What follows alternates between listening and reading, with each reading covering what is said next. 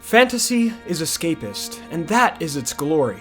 If a soldier is imprisoned by the enemy, don't we consider it his duty to escape?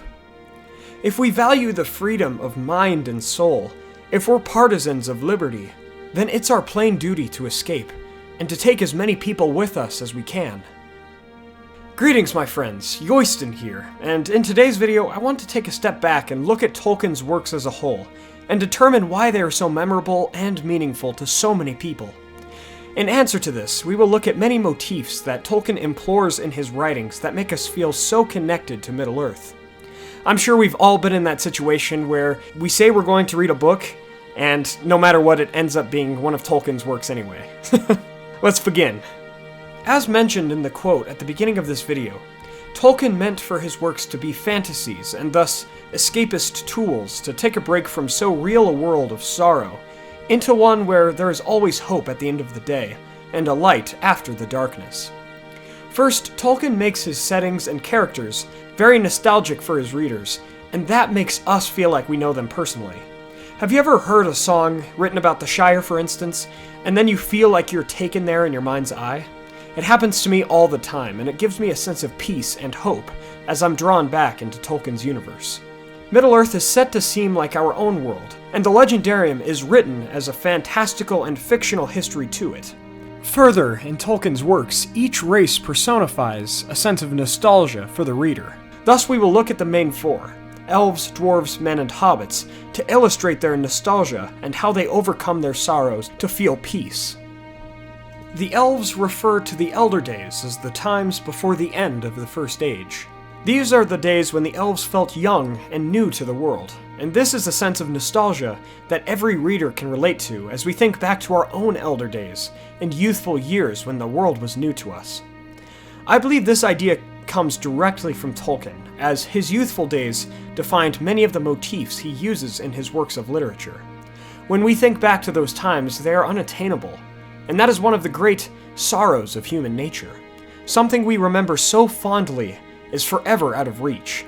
This same feeling may also be applied to the West, where lay the undying lands of Valinor in Tolkien's works.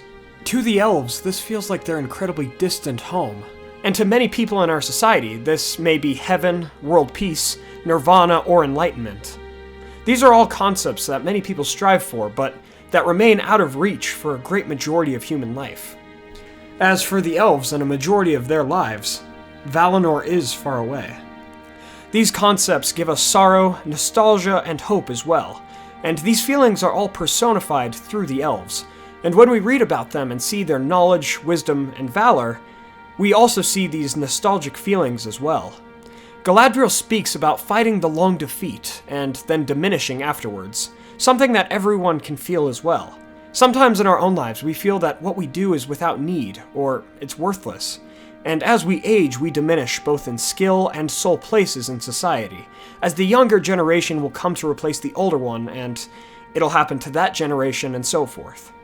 These concepts are the long defeat and diminishing, and they're something that the elves face in Tolkien's works, and The Lord of the Rings specifically, as that is closer to the end of their days, and either way, whether Sauron wins or loses, the time of the elves will be over, and they must leave Middle-earth.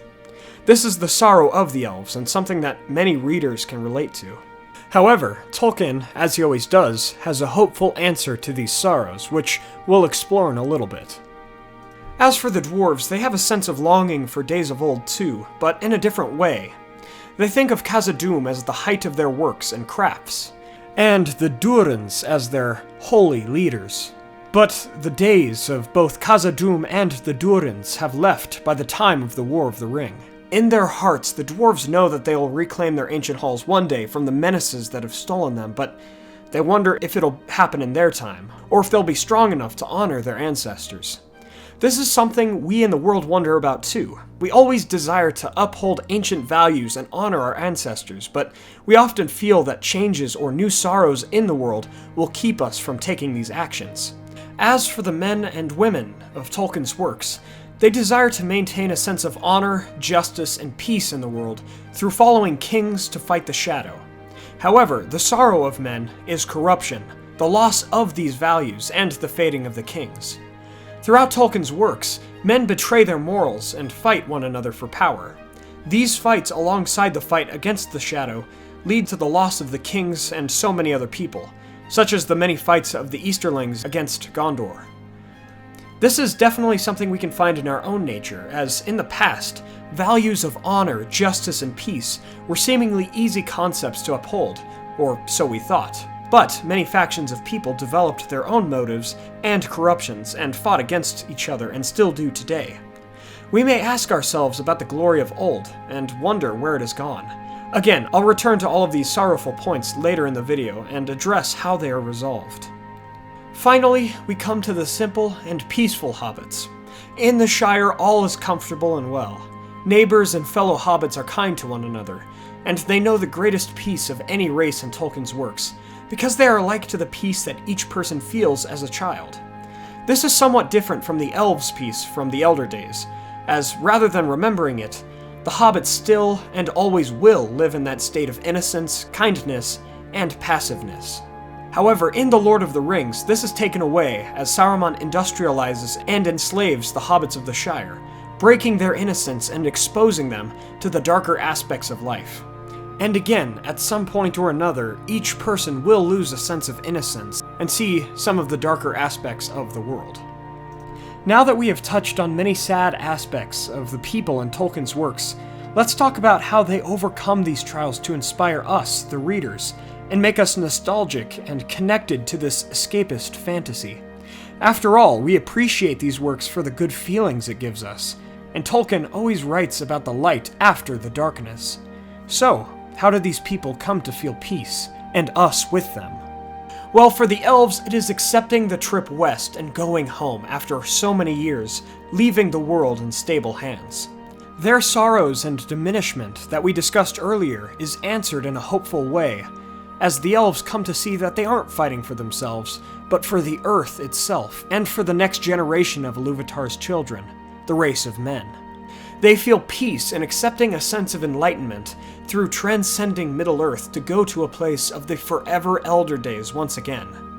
For the dwarves, finding peace means to reclaim their homes and open up new friendships with other beings while protecting and stewarding the world and their homes from the darkness. For the race of men, it is fighting Sauron and the Shadow until the bitter end, while finding a leader and king to help them through it. Thus they achieve victory and re-establish both their kingdoms and their values once again. For the hobbits, peace means overcoming Saruman, his industry, and slavery itself to rebuild and find new peace in the Shire and their homes. These are the reasons why Tolkien's works are so memorable and mean so much. He establishes real yet fantastical scenarios, settings, and characters that we can all relate to, as they resemble our world so much.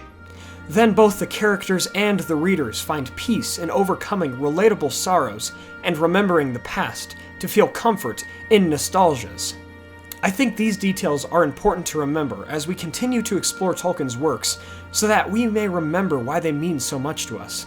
And though I may not have covered every reason why we love these works, I believe these motifs are primary ones in our feelings for the Legendarium. Tolkien has a way of setting up darkness and despair to then be juxtaposed by hope, renewal, and peace.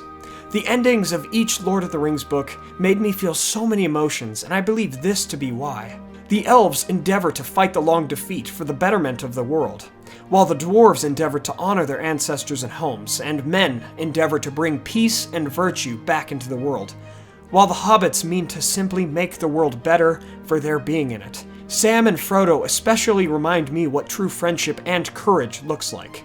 Tolkien created a world where we can all feel so much inspiration, love, and connection. So the next time that you think about Middle-earth, read Tolkien's Legendarium, watch the movies, or play one of its many video games, remember these emotions and let yourself feel the nostalgia. Escape into the world that Tolkien has created and feel such peace and inspiration that he imagined. Thank you all so much for watching. I really wanted to make this video for a long time, and I'm so happy that I have. I hope you all enjoyed watching it as much as I did making it. Please leave this video a like if you did, and share it with someone who you think might like it. Join us on Facebook and Twitter through the links in the description below to contact me more directly, and subscribe to see my next videos. Next week, we'll be taking a look at both the Shadow of Mordor and Shadow of War games, to see their differences from the Legendarium, and to see how they go against many of the ideas mentioned in this video and all of Tolkien's works.